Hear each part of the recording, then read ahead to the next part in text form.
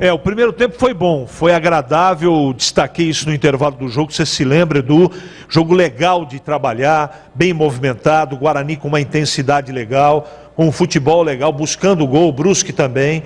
Uma pena que nós não tivemos pelo menos um golzinho no primeiro tempo, só que na segunda etapa, pelo problema, eu acho o seguinte, né, que a solução para o problema na lateral direita, o Madison com o lateral, com um cartão amarelo, foi um equívoco do treinador Daniel Paulista, eu explico. O equívoco foi quem ele escolheu para poder resolver o problema. É uma bola dividida essa coisa, tira o Madison ou não. O que aconteceu no segundo tempo? Quando ele tirou o Madison, com menos de 10 minutos, Bola, se eu não estou enganado, o zagueiro que estava lá no setor, o João Vitor, já toma cartão amarelo. Aliás, o Brusque, que já era forte pelo lado esquerdo, voltou ainda mais forte na segunda etapa, pelo menos o mesmo lado. Aí o João Vitor teve que ficar mais assistindo, na sequência, Ronaldo Alves toma cartão amarelo. Até então, do lado esquerdo de defesa, esse é o lado direito de defesa, esquerdo de ataque, não tinha acontecido absolutamente nada. Só que o jogador que ele colocou para resolver o problema não tem condição de jogar. Com todo respeito à história, o currículo, a liderança, tenho o maior respeito pelo Castan.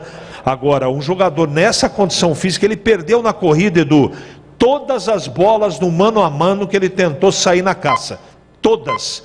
Posicionamento equivocado, falta de entrosamento. Ele não deveria, o Daniel Paulista, para resolver o problema, que tinha que ser resolvido com o Madison já amarelado, e o time da casa muito forte no setor, com a entrada do Castan. Ele não poderia ter feito isso. Ele poderia ter deslocado o Rodrigo Andrade, ele poderia ter deslocado o Índio, ele poderia ter feito, colocado o Eliel improvisado, ele podia ter feito o que ele, menos isso. Pela condição, eu não sabia que a condição física do Leandro Castan estava nesse grau, nesse nível. E infelizmente, ele fechou os olhos, pôs a mão na cabeça, porque ele viu o tamanho da besteira. Né? Um lance antes, ele estava na frente do Alexandro, centroavante, ele parou, cruzamento perfeito na frente da marca do pênalti.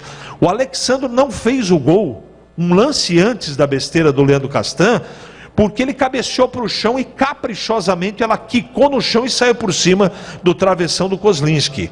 Ali já tinha que ter saído o gol. No lance sequente, o Castan está sozinho, no bico de esquerdo da grande área, ele vira o corpo para o centro da área e dá um passe para o Alexandro, que está na entrada da área, ele gira o corpo e bate seco no canto direito baixo do Kozlinski.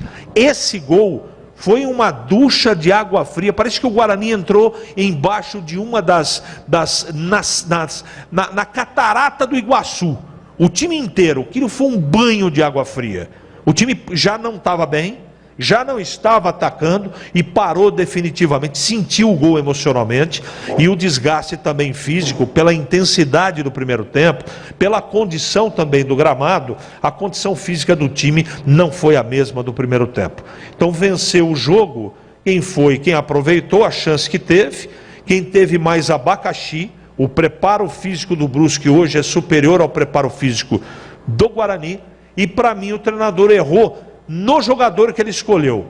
Se eu sei que o jogador, agora eu sei que o Castan está nesse nível físico, eu não boto nem para jogar, até por respeito pela história do jogador. 1-0, eu posso falar que é um resultado correto, porque no primeiro tempo o Guarani teve chance e não teve competência de fazer, como o Brusque teve chance e não teve competência para fazer. No segundo tempo, o Brusque dominou o jogo e aproveitou uma chance que foi uma doação. O Guarani doou o gol para o Brusque, que sai de campo, Edu, infelizmente, com uma vitória 1-0 no placar, e o Guarani amarga a primeira derrota na Série B, Edu.